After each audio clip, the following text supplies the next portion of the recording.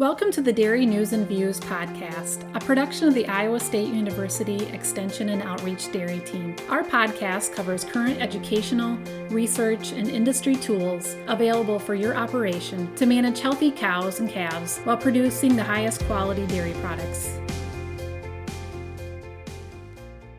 Thanks for joining us today on Dairy News and Views from the ISU Dairy Team. I'm Jen Bentley, Northeast Iowa Dairy Field Specialist, and today I'm here with my Extension Dairy Team as we talk about our upcoming program, our Iowa Dairy Days 2025, coming up here in February. So welcome back to the podcast, Dairy Team.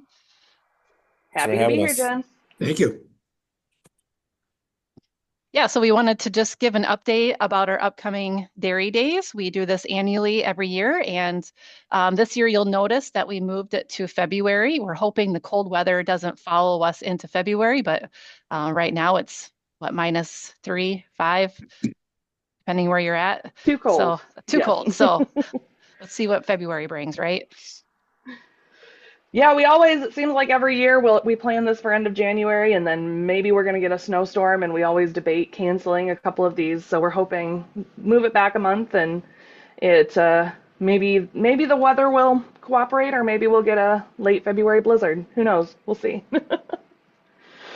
So I think we always try to have a little bit of a theme around Dairy Days every year, and this year maybe the theme's not super obvious, but we are talking about some cost control things, right? So we're talking about managing crop and feed costs. We're going to have some of our agronomists come in and talk about outside of corn silage is the topic they've chosen, and they want to talk about cover crops and small grains, some feeds outside that aren't your typical corn silage feeds. We're going to talk about high path a little bit and in a little milk marketing order update. So I don't know if we, how would we describe our theme for this year? It's kind of broad, but we stuck with the controlling costs idea. Do you guys agree that that's probably our theme for 2025? Yeah, and I think we threw out the practices for profit, and I think there's a lot of different practices, whether it goes through the feed, whether it goes through the cropping system or goes through the livestock. There's different practices out there that can increase profitability, and so I know I've always been kind of excited about just cross comparing the different types of crops that we raise for feed. And so I've put a spreadsheet together called Crop Trends that I just hope to be able to share and just kind of take a look at maybe 5 or 10 different crops that actually kind of go into it. Because now those small grains and just what they call the cocktail mixes and things like that, the summer annuals, are starting to creep their way into some of these feed rations, especially for the dry cows and heifers. It has to fit into a feed rotation. And so just how does that fit in economically as a practice for profit for the whole dairy? So I'm kind of excited about that piece of it. Yeah, so Larry, you and I are at the top of the agenda first thing in the morning. We're going to be talking about tools for managing crop and feed costs and the crop trans or crop budget tools that you're talking about, as well as FeedVal and other tools to manage feed costs.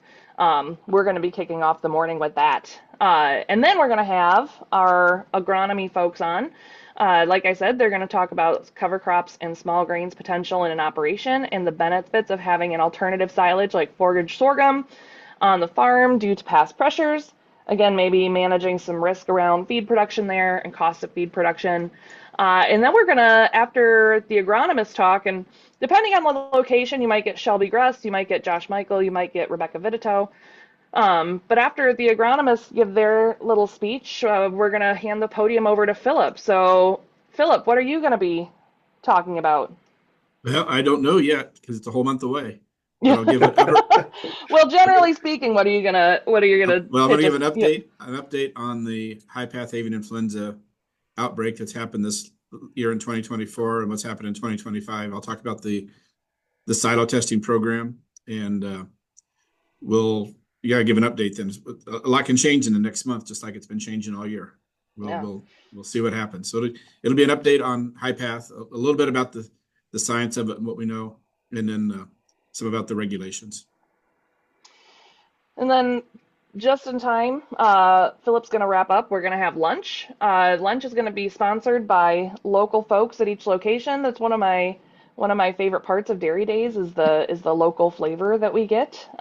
So we are very grateful for our sponsors who provide lunch for our attendees. And then Fred, once we've put everybody to sleep and everybody's got a nice full belly from the delicious lunch, you get to stand up and talk. And what are you going to be talking about? Well, by that time, we will more than likely know if we've passed the change for the milk marketing orders. So assuming that they have been approved, I'll talk about how's that going to affect the producer's bottom line. You know, we know that it'll make less money for producers because the proposal includes significant increases in what the creameries can charge for their processing fee. So we'll kind of go through that. If it fails, that's a whole different discussion. At that point, it'll become kind of the Wild West, and there's a couple things that I think will be significant to discuss for producers. All right.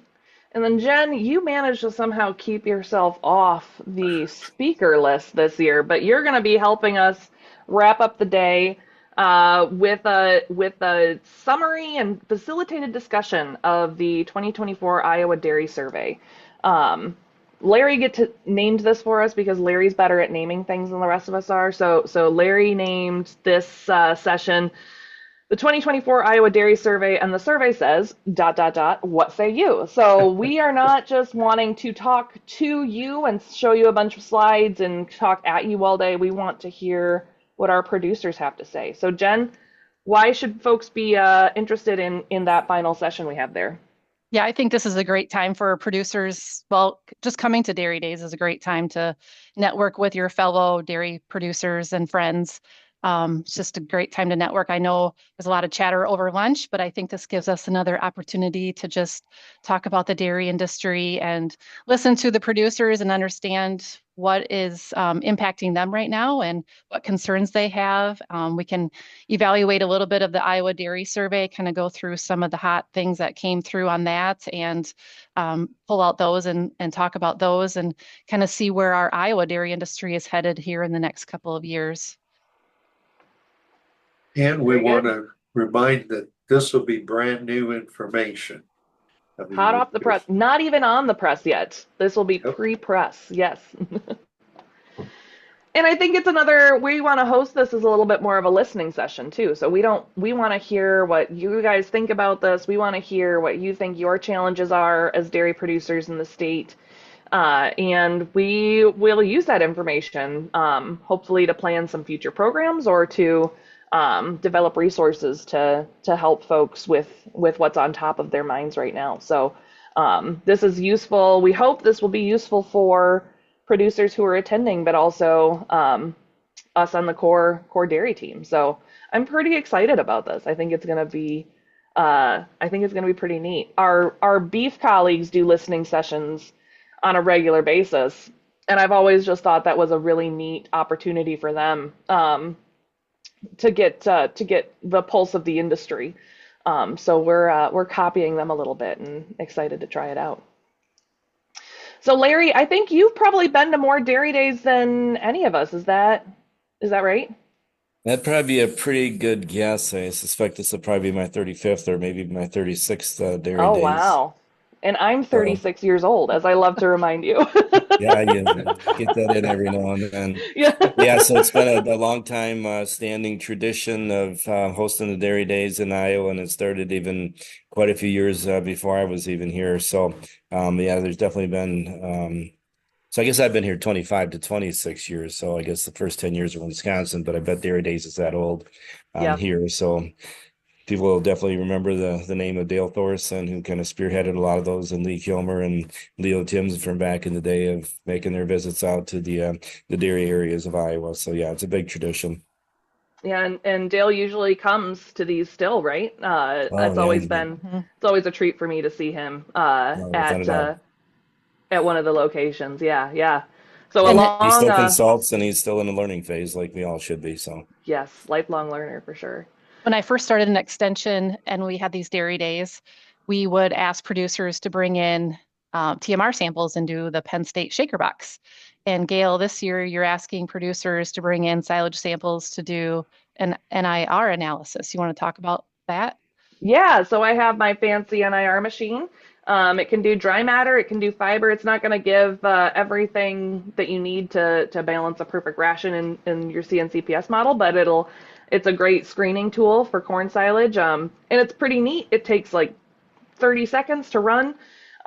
So yeah, we bring your TMR, well, sorry, bring your corn silage in, corn silage and hay samples, and we can run NIR on those and get you some dry matter, crude protein, fiber numbers. It's free. It's kind of neat. Whether or not you decide to do anything with that information or just kind of tuck it away as kind of a cool party trick is up to you. But we're also doing, last year we did a giveaway. Our topic last year was kind of focused around calves. And so we did a drawing for a Brix refractometer, which a lucky dairy producer won. And this year we're doing some giveaways again. So it's a hay probe, right? You're gonna have to remind me. A hay probe and yeah, silage cups. Everybody gets a silage cup. So I've got one. Well, we're on audio, so nobody can see me holding up my silage cup that I keep here on my desk. But it's a really useful tool for kind of doing some cow-side kernel processing without having to send it into a commercial lab to look at kernel processing score. So we last year it seemed like the free stuff was kind of a hit, so we're excited to do free stuff again. Yeah, I thought it was kind of fun to do the giveaway. I know Phil and I made a farm visit to the winner of the Brix refractometer, so it was kind of fun to visit with them on their facilities and kind of walk through how to use it and answer any questions. And they were really excited to receive the refractometer as well. Yeah. So Philip, Larry's been going to this for 25, 26 years. Last year was your first year, right? You know, but I lived in Iowa as a consultant and as a in the industry before that. So I don't think it was my first one. It was my first one certainly as an extension person. Okay. But I think I went to some with Chris Mondak 20 years ago. Gotcha. So what were your impressions as your as a first timer? Well, it's fun to get out and see the corners of the world and the different how Iowa doesn't seem like it's got a very diverse dairy population, but it really is. Between Northeast and Northwest Iowa is quite a bit different.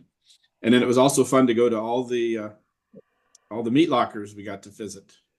That was but we stopped every one of them we went to. We toured a meat locker and bought some meat sticks and whatever other goodies they had. Yeah, our office fridge was full of meat sticks here for a while last year. It was not complaining about that. We'll have to decide if we want to do meat lockers again, like do the same spots, or if we want to mix it up. But I don't know. I don't think we can get away with skipping meat lockers after we've done it. After you've done it once, I don't think you ever get to skip it. Well, we had some of those had ice cream too. We could change the theme to ice cream. It's true. Or gelato. Especially if we're hoping for warmer weather.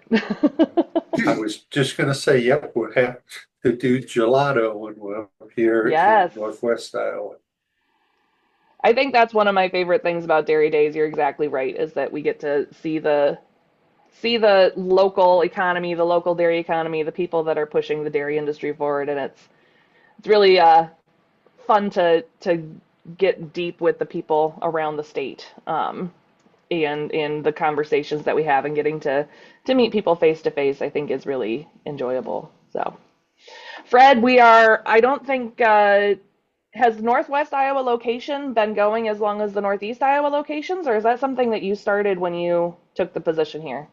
Well, actually, it had been done when Chris Mondak was there, a couple of years at least, and then it went on hiatus. And when I came on board, then I brought it back, and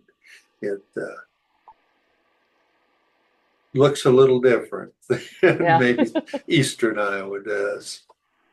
Well, speaking of the great food that we get, I think your the location that we meet at in Northwest Iowa has, I think, some of the best. Nope, everybody has good food, but I particularly like the food that we get up on your side of the state. No, thank you. Dordt College, the Ag Stewardship Center is the host, and we utilize their catering, and they do a nice job. Yeah, the Dordt location, it's super convenient for us. I love that stewardship center. It's a really great meeting spot, and a lot of the students will show up a lot of times too. So that's always interesting to meet new students at a different college that I don't always get to interact with. And I believe Amy Bill is going to be joining us for as many locations as she can get on her calendar this year. She's our Farmer Relations Manager for Midwest Dairy Association and ISDA Director. So it's always great to have her along with us because she likes to visit with producers and help answer questions about Midwest Dairy and ISDA. So it'll be a great time to check in with her as well. Yeah, and we are at 5 different locations across Iowa, so hopefully we are somewhere close to you at some point. So the locations for this year are Elma, Elkader, Kelowna, New Vienna, and Sioux Center. And they're about every Tuesday and Thursday, except for Sioux Center's on Wednesday, March 5th. But yeah, if you are looking for more information about the 2025 Iowa Dairy Days, if you are looking to register, it is free registration, so you can attend for no cost. But if you go to our website, extension.iastate.edu/dairy team, right there on our homepage, under our quick links, you'll see right there at the top 2025 Dairy Days. Click on that, you'll see the agenda, you'll see information about our giveaways, and you'll see the dates and locations that we're going to be across the state, as well as a link to register. So with that, any final thoughts? Sounds great, Gail. I'll include the web link in our show notes as well if they have a platform where they can just click on it there as well, or otherwise they can also reach out to us if they have further questions. So thanks everybody for being on, and we hope to see many of our Iowa dairy producers and surrounding states even can come in and join us too. So thanks for joining us today, and look forward to visiting with you on the next Dairy News and Views from ISU. This institution is an equal opportunity provider. For the full non-discrimination statement or combination inquiries, go to www.extension.iastate.edu/diversity/ext.